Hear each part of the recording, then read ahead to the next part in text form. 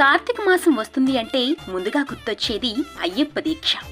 ఈ సమయంలో అయ్యప్ప భక్తులు మండలకాలం అయ్యప్ప మాల ధరించి కఠిన దీక్షా నియమాలను పాటిస్తూ 41 రోజుల దీక్షను కొనసాగిస్తారు. ఈ అయ్యప్ప మాల ధరించిన అయ్యప్ప భక్తులు దీక్ష తరువాత 2 పద్ధతులలో శబరిమలేసిన కొండకి చేరుకుంటారు. అందులో మొదటిది చిన్న పాదం, రెండవది పెద్ద పాదం. చిన్న పాదం పంబానది నుంచి మొదలవుతుంది. ఇది సుమారుగా 8 నుంచి 9 కిలోమీటర్ల దూరం ఉంటుంది.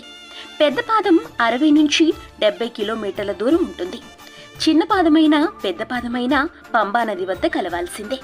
పెద్ద పాదం మార్గం గురించి మరియు నియమాలు, దారి ఎలా ఉంటుందో ఇప్పుడు మనం తెలుసుకుందాం.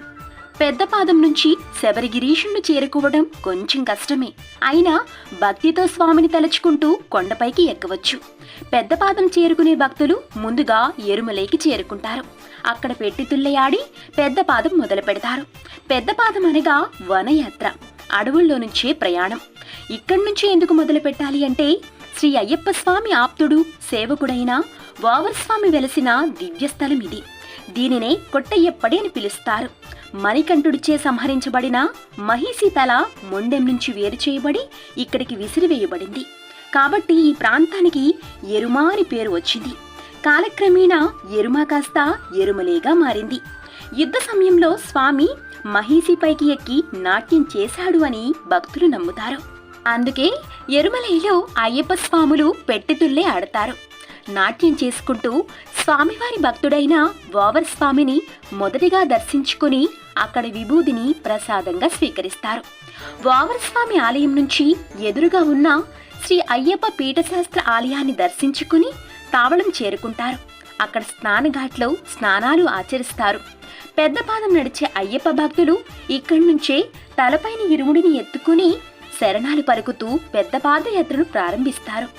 చిన్న పాదయాత్రను నడిచే భక్తులు వాహనాల ద్వారా పంబకు చేరుకుని అక్కడి నుంచి కాలినడకన సన్నిధానానికి చేరుకుంటారు. మార్గ మధ్యలో మనకెదురయ్యే పుణ్య ప్రాంతాలు ఏంటో తెలుసుకుందాం. ఎరుమలై నుంచి 5 కిలోమీటర్లు ప్రయాణించి పెరుర్తోడు చేరుకుంటారు. ఇక్కడ చిన్న వాగు దారికి అడ్డుగా ప్రవహిస్తోంది. వీరమణికంఠుడు పులిపాల కోసం వనవాసం చేసే సమయంలో ఇక్కడికి వచ్చి విశ్రాంతి తీసుకున్నట్లుగా భక్తులు నమ్ముతారు. పెరుర్తోడు నుంచి ముందుకున్న అడవి ప్రదేశాన్ని పుంగావనం అని పిలుస్తారు. పుంగావనం అంటే పూల తోట అని అర్థం. కాలైకట్టి భక్తులు పెరుర్తోడు దాటి 12 కిలోమీటర్ల అడవి ద్వారా కొండల్ని ఎక్కి కాలైకట్టి చేరుతారు. మణికంఠుడు మహిషి పైకి ఎక్కి చేసిన నృత్యాన్ని చూడటానికి వచ్చిన ఈశ్వరుడు తన వాహనమైన నందిని ఇక్కడ కట్టాడు అని, అందుచేత ఈ స్థలానికి కాలైకట్టి అని పేరు వచ్చిందని చెప్పుకుంటారు. శ్రీ అయ్యప్ప స్వామి తన భక్తుల నీటి అవసరాలను తీర్చడానికి బాణం వేసి ఈ బావిని నిర్మించాడు అని ప్రతీతి. ఈ బావి ఎప్పుడు నీటితో కళకళలాడుతూ ఉంటుంది. కరిమలై వంకర టింకర్లతో కూడినది. కాలిబాటలో 7 భాగాలుగా పైకి ఎక్కుతారు. కరిమలైలో కరిమలై నాథన్ స్వామి, కరిమలై అమ్మన్ స్వామి పేర్లతో ఆలయాలు ఉన్నాయి.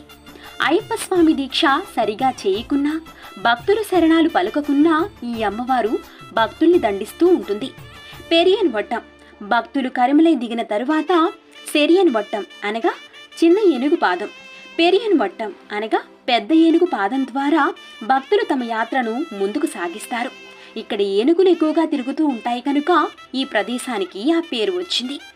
అలుదా నది కాలైకట్టి దాటి 5 కిలోమీటర్లు నడిచి అలుదా నది చేరుతారు. ఇది పంబానదికి సమానమైన పుణ్యనది. చక్కటి ప్రకృతి, సంతోషం కలిగించే పరిసరాలు, గలగలమన సాగే నిర్మల నీటి ప్రవాహాలతో యాత్రికులకు మనోహరం కలిగించే ప్రదేశం. భక్తులు తొలి మజిలీగా ఇక్కడ విశ్రాంతి తీసుకుంటారు. ఉదయం అలుదా నదిలో స్నానం చేసి ఆ నదిలో చిన్న రాయిని తీసుకుని ప్రయాణాన్ని ముందుకు కొనసాగిస్తారు. అలుదమేడు అలుదా నది నుంచి మొదలైన కొండలను అలుదమేడు అని పిలుస్తారు. ఇది ఎత్తైన ఏటవాలు కొండ. ఈ కొండల్ని ఎక్కడం ఎంత కష్టమో దిగటం కూడా అంతే కష్టం. కాలు జారితే పాతాళమే. చుట్టూ దట్టమైన అడవులలో తిరిగే మృగాల్ని చూడవచ్చు. భక్తులు శరణాలు పలుకుతూ ఆ స్వామి అండతో కొండల్ని ఎక్కుతారు. అలుదమేడు శిఖరం సముద్ర మట్టం నుంచి 4000 అడుగుల ఎత్తులో ఉండటం చేత వాతావరణం చల్లగా ఉంటుంది. కరిమలై కరిమలై తోడు దాటిన భక్తులు కరిమలై కొండని ఎక్కడం ప్రారంభిస్తారు. కరిమలై ఎక్కడం చాలా కష్టం. అయ్యప్ప స్వాములు 41 రోజులు కఠిన దీక్ష చేయడం వల్ల సంపాదించిన శక్తి ఈ కొండ ఎక్కడానికి ఉపయోగపడుతుంది. శ్రీ అయ్యప్ప స్వామి కృప ఉంటే తప్ప ఈ కొండను దాటడం అసాధ్యం. కరిమలై అంటే ఏనుగుల కొండ అని అర్థం. మిట్ట మధ్యాహ్నం సమయంలో కూడా సూర్యకిరణాలు భూమిపైన పడనంత దట్టమైన అడవి ప్రాంతం. ఇక్కడ శ్రీగంధం, ఎర్రచందనం చెట్లు విస్తారంగా ఉంటాయి. ఇక్కడ ఏనుగులు, పులులు, చిరుత పులులు మొదలైన అడవి జంతువులు ఎక్కువగా కనిపిస్తాయి. ఇక్కడి నుంచి 3 కిలోమీటర్లు ప్రయాణిస్తే పంబా నదికి చేరుకుంటారు. పంబా నది గంగానదితో సమానమైన పరమ పవిత్రమైన స్నానఘట్టం. రామభక్తుడైన హనుమంతుడు పుట్టింది, భక్త శబరి రామదర్శనానికి వేచి ఉన్నది ఇక్కడే. సీత అన్వేషణ చేస్తున్న శ్రీరామ లక్ష్మణులను హనుమంతుడు మొదటిసారిగా కలుసుకున్న ప్రాంతం ఇది. సీతను ఎత్తుకుపోయిన రావణుడితో శక్తి ఉన్నంత వరకు పోరాడిన జటాయువుకు శ్రీరాముడు అగ్ని సంస్కారాలు చేసి తర్పణాలు వదిలింది కూడా ఇక్కడే. మాతంగముని ఆశ్రమం ఉండేది కూడా ఇక్కడే. పంబా నదిలో స్నానం చేసిన భక్తులకు అనర్వచనీయమైన ఆనందం కలిగి యాత్రలో అంతసేపు తాము పడ్డ శ్రమను మరచిపోతారు. ఇరుముడి ఎనుక భాగంలో ఉన్న ఆహార పదార్థాలను ఉపయోగించి భక్తులు ఇక్కడ వంట చేసుకుంటారు. దీనినే పంబా సద్దే అని పిలుస్తారు. పంబా తీరాన బస చేసి ఆహారం తయారు చేసి ఆర్పబడిన 108 పొయ్యల్లో నుంచి బూడిదను స్వీకరించి దానికి వస్త్రక్రాయం చేసి ఇరుముడిలో తాము తెచ్చిన విభూతిని కలిపి అయ్యప్ప స్వామికి అభిషేకం చేయిస్తారు. గణపతి సన్నిధానం. పంబా నదిలో స్నానం చేసిన భక్తులు తమ ఇరుముడులను తలపైకి ఎత్తుకుని పంబానది తీరం నుంచి మెట్ల మీదుగా గణపతి సన్నిధానాన్ని చేరుతారు. కడలి తరంగాలు వలె కదిలేటి జనులు అనే అయ్యప్ప గీతం జ్ఞప్తికొస్తుంది. గణపతి పీఠం చేరిన భక్తులు గణపతికి కొబ్బరికాయ కొట్టి గణపతిని, శ్రీరాముణ్ణి, హనుమంతుణ్ణి, దేవి ఆలయాలను దర్శిస్తారు. శబరిపీఠం. అప్పాచిమేడు దాటి ప్రయాణిస్తే చిన్న గుడి కనిపిస్తోంది. ఇది శ్రీరాముడు శబరిని కలిసిన చోటు. శ్రీరాముణ్ణి సమగుణుడిగా ప్రీతికరించిన కారణంగా శబరికి ఆ జన్మలో మోక్షం కలగలేదు. ఇంకొక జన్మలో తపస్వినిగా పుట్టిన ఆమెకు శ్రీధర్మశాస్త్ర మోక్షాన్ని కలగచేస్తాడు. శబరి జ్ఞాపకార్థంగా ఇప్పుడు ఇక్కడ ఒక రాయి మాత్రమే ఉంది, శరంగుత్తి. శబరిపీఠం నుంచి కొంచెం ముందుకు వెళితే శరంగుత్తి చేరవచ్చు. శ్రీ అయ్యప్ప స్వామి, ఆయన పరివారం ఇక్కడ శరంగ చెట్టుకు తమ ధనుర్బాణాన్ని గుచ్చినట్లు పురాణగాథ ఉంది. కన్యస్వాములు తాము ఎరుమలైలో కొన్న బాణాలను ఇక్కడ గుచ్చుతారు. అప్పుడే వారు పదునెట్టాంబడి ఎక్కడానికి అర్హులు.